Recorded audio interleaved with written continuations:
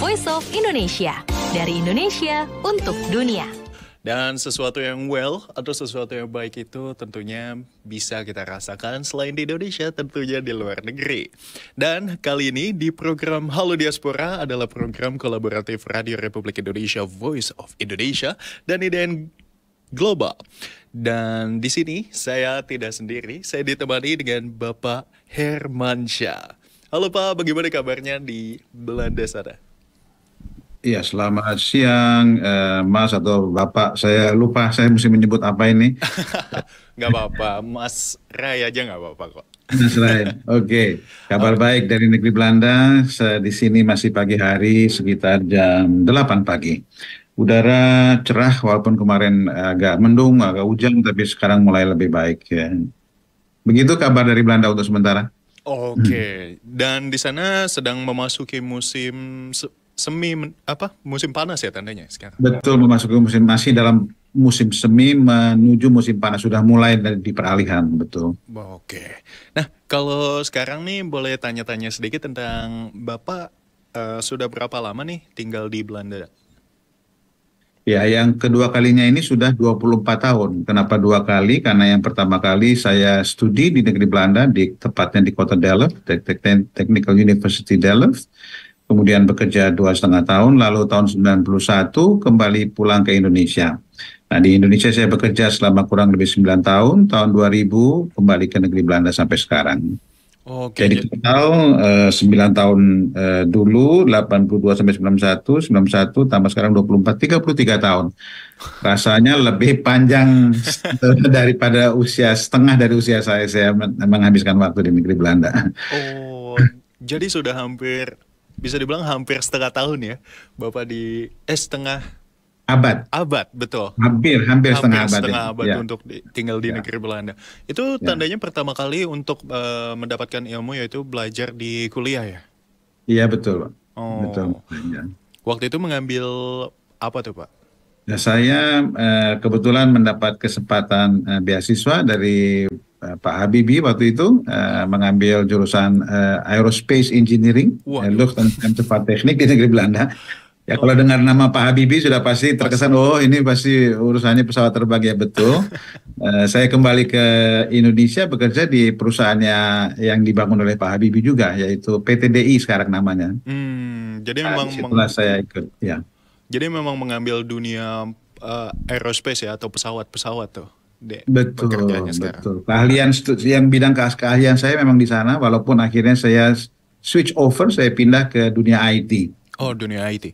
Jadi kalau sekarang itu kesibukannya tandanya sebagai IT ya di Belanda?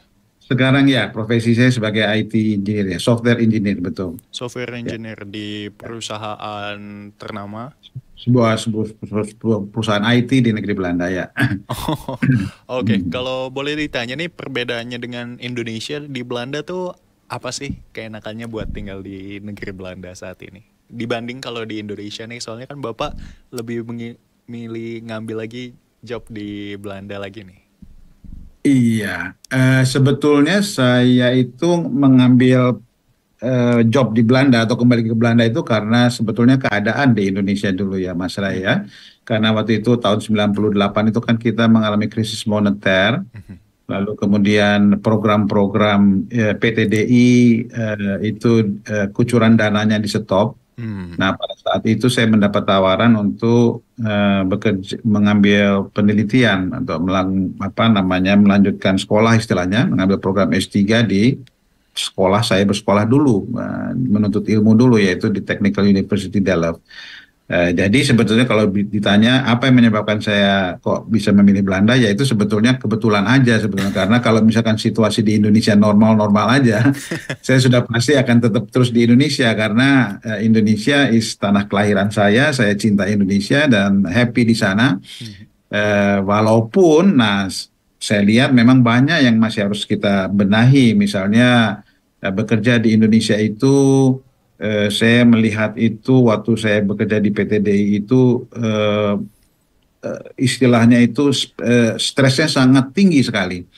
Padahal pekerjaan yang sama, misalnya kalau dikerjakan di negeri Belanda itu kok dengan stres level yang lebih rendah karena di sini kita fokus pada satu pekerjaan. Sementara di Indonesia itu saya harus mengurusi banyak hal ketika dulu di PTDI. Tapi karena waktu masih muda, semangat aja, senang saja. Nah, jadi itu kurang lebih kalau misalkan dari hal pekerjaan dalam hal yang lainnya ya pendapatan di Indonesia kita dulu saya harus bersusah payah untuk menghidupi keluarga saya dengan pendapatan yang saya terima. Kalau di sini itu sudah jelas gitu. Jadi sekian gaji, sekian untuk pangan, sekian untuk pakan, sekian untuk refreshing itu ada gitu. Jadi lebih bisa terencana kehidupan di negeri Belanda. Lalu kemudian fasilitas publik ya di negeri Belanda ini fasilitas publik yang luar biasa. Jadi kalau kita tidak punya mobil bisa naik tram, naik kereta, naik bus itu dengan jarak yang tidak jauh dari rumah kita itu dapat kita capai. Jadi dalam hal kemudahan-kemudahan itu ya di negeri Belanda jauh lebih mudah dari Indonesia. Begitu. Oke. Nah, kalau Pak Herman nih saat tadi menceritakan tentang bekerja di Belanda sudah lama juga kan ya. Itu pengambilan visanya itu seperti apa tuh? Dulu saya mendapat visa bekerja sebetulnya karena waktu saya menerima tawaran untuk melakukan research di skor studi saya dulu itu keluarlah visa untuk tinggal sementara istilahnya di negeri Belanda. Nah setelah saya mendapat visa untuk tinggal sementara itu saya boleh tinggal di Belanda yang waktu itu harus diperbarui setiap tahun sekali. Setelah 5 tahun itu kita boleh meminta izin visa untuk tinggal tetap dari permanent resident. Oh, jadi sekarang sudah menjadi permanent resident ya? Permanent resident, betul ya. Oke.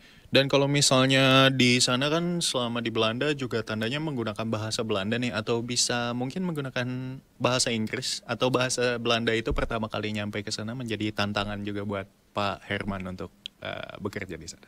Betul sekali ya, bukan hanya bekerja, waktu studi dulu masih belum ada program internasional. Kita mahasiswa asing dari segala penjuru dunia harus menguasai atau mempelajari bahasa Belanda.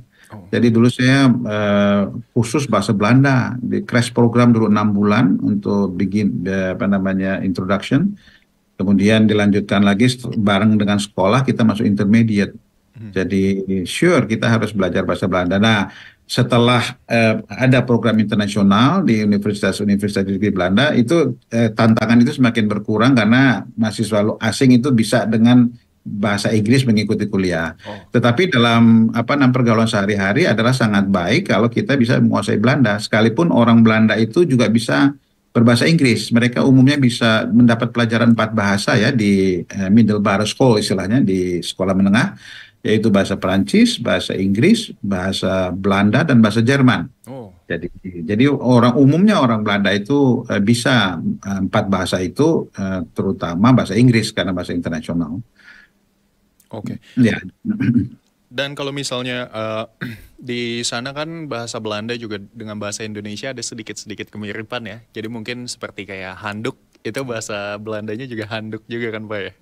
Iya betul, handuk, stempel. Malah bahasa Belanda achteruit itu jalan mundur di Indonesia dibilang aktret ya. Kalau kita naik bus, aktret, mobil aktret. Terus kalau misalkan naik bus juga dulu tuh zaman saya masih SMA tuh ada kalau ngebut busnya langsam. Itu di Belanda juga langzam itu pelan-pelan. Langsam. Banyak bahasa Belanda yang menjadi bahasa Indonesia. Tapi juga banyak bahasa Indonesia yang menjadi bagian bahasa Belanda. Misalnya kerupuk.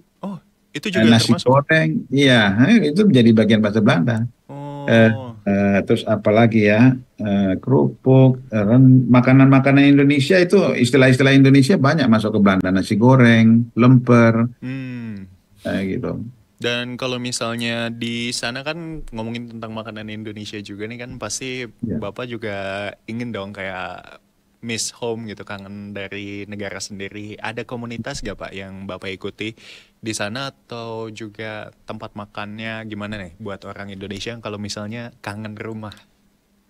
Oh iya, kalau di Belanda ini kita merasa di the second home begitu ya, karena untuk hal-hal yang berbau Indonesia itu banyak di Belanda. Restoran-restoran Indonesia banyak sekali di sini, walaupun harganya mahal. Misalkan satu porsi nasi rendang itu ya nasi rendang itu nasi rames itu sekitar sekarang itu 12 euro atau 13 euro. Itu kan berarti kali 17 itu 100. ya 225.000 begitu. 125 Ya ribu. memang tapi kalau kita mau usaha sendiri bisa masak karena bumbu-bumbu itu juga mudah didapat di sini. Ada bumbu-bumbu Oh. jadi.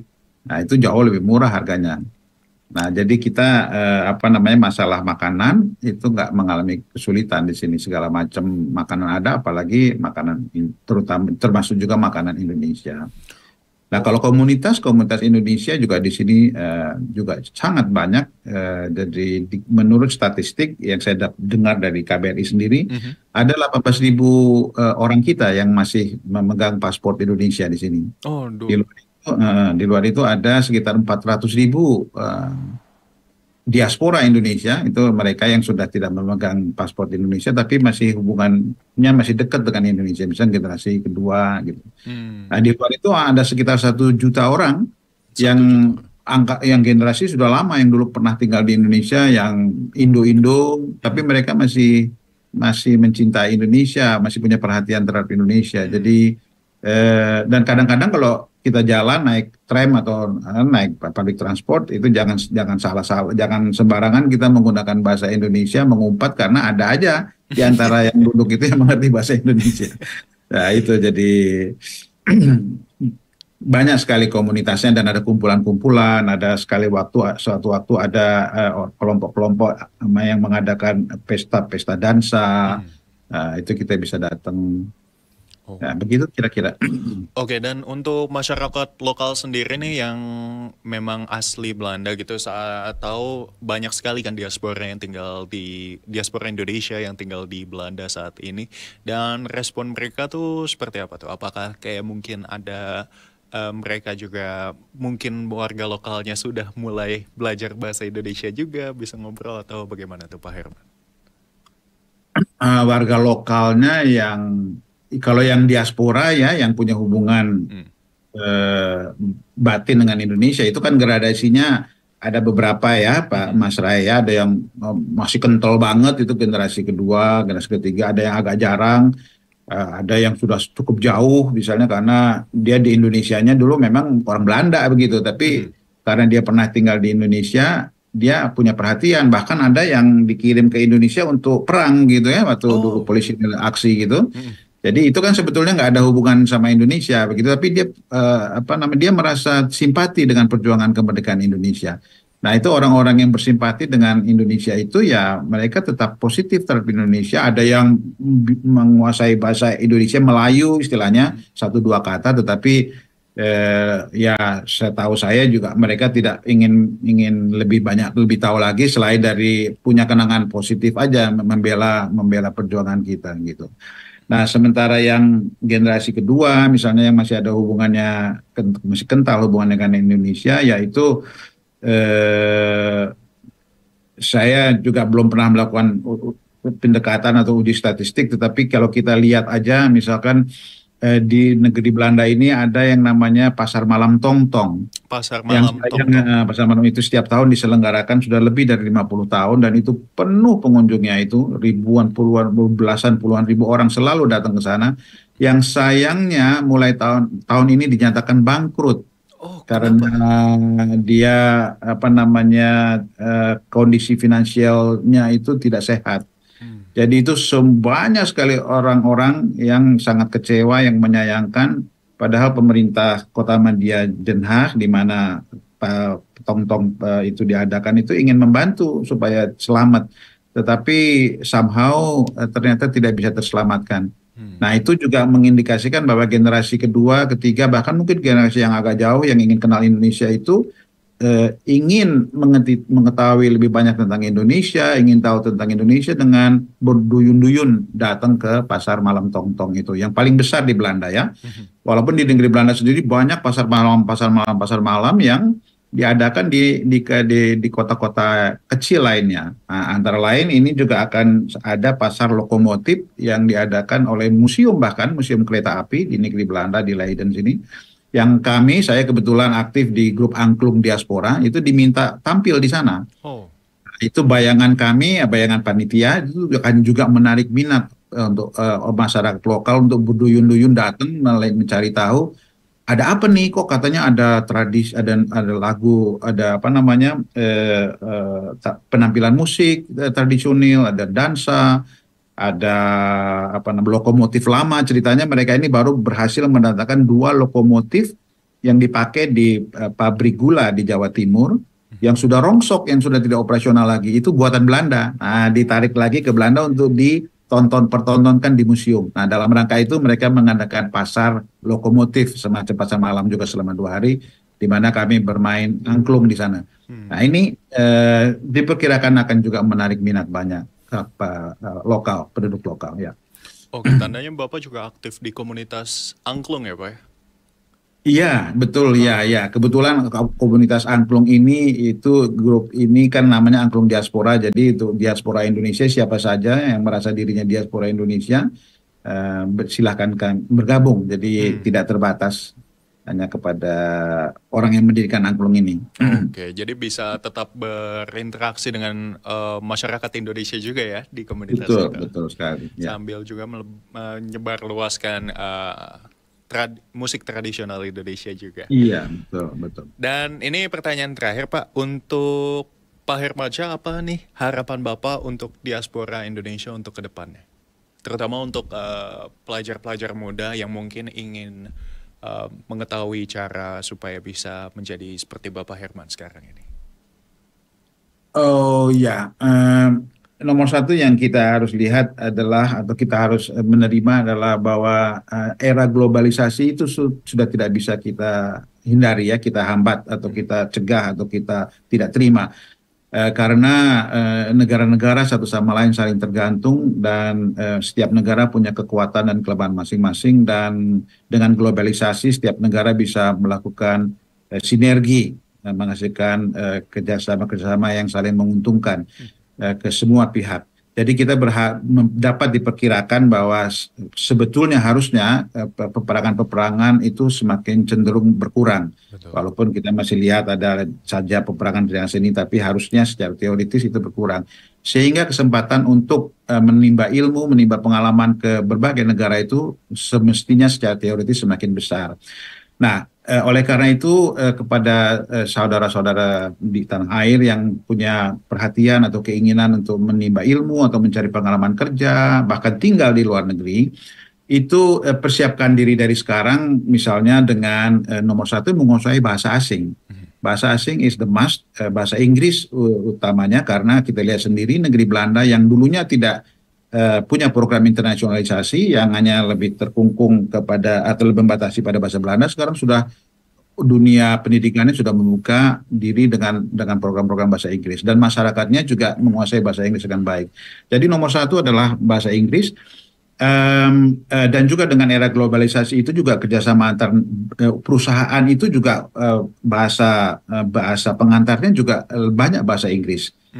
Juga teman-teman yang berkecimpung misalkan di dunia IT yang ingin menimba ilmu dan mencari pengalaman di dunia IT, bahasa Inggris is very important, ya, sangat penting, karena dalam membuat komputer program ya, software program itu bahasanya bahasa Inggris, bahasa komputer itu bahasa term-termnya bahasa Inggris. Jadi Inggris is the must. Jadi persiapkan dalam bahasa Inggris, penguasaan bahasa Inggris sebaik-baiknya. Yang nomor dua menurut saya adalah mindset kita itu, kalau kita ingin menimba pengalaman di luar negeri, bekerja di luar negeri, itu harus open. Kita tidak boleh menutup diri, karena di luar negeri itu segalanya serba open, serba transparan, serba to the point. Nah, kita harus berlatih untuk juga to the point, dan juga menghargai semua orang. Jadi jangan orang yang tidak mampu atau bodoh kita injek-injek, bukan injek-injek istilahnya, kita tidak hormati hanya orang tua, tapi semua orang tuh dianggap di sini sama, apalagi di negara demokratis seperti negara barat, itu semua orang siapapun dia, tua muda, pekerjaannya apa, kaya miskin, itu dipandang sama, kita sama-sama hormati. Saya kira mungkin beberapa poin itu aja untuk sementara. Saya khawatir kalau saya terus panjang nanti bisa waktunya panjang, nanti waktu Mas Ray akan terbatas. Jadi kalau ada pertanyaan saja silakan. Oke, terima kasih banyak Pak Hermansyah yang sudah menyisihkan waktu nih untuk bisa mengikuti interview bersama kami di Voice of Indonesia, dan tentunya saya selalu harapkan juga untuk Indonesia dan Belanda supaya kedepannya bisa lebih erat lagi hubungannya, dan tentunya akan lebih mudah untuk mendapatkan akses dari Indonesia untuk Belanda untuk lebih studi banding atau mendapatkan pekerjaan ke depannya dan memperluas lapangan kerja di ranah internasional, Pak. Oke, terima kasih banyak Pak Hermansyah yang sudah menyisikan waktunya, dan pendengar Voice of Indonesia jangan kemana-mana karena masih banyak lagi nih program yang akan menemani Anda untuk 1 jam ke depan. Jadi tetaplah terus bersama kami di Voice of Indonesia, dari Indonesia untuk dunia. Voice of Indonesia, dari Indonesia untuk dunia.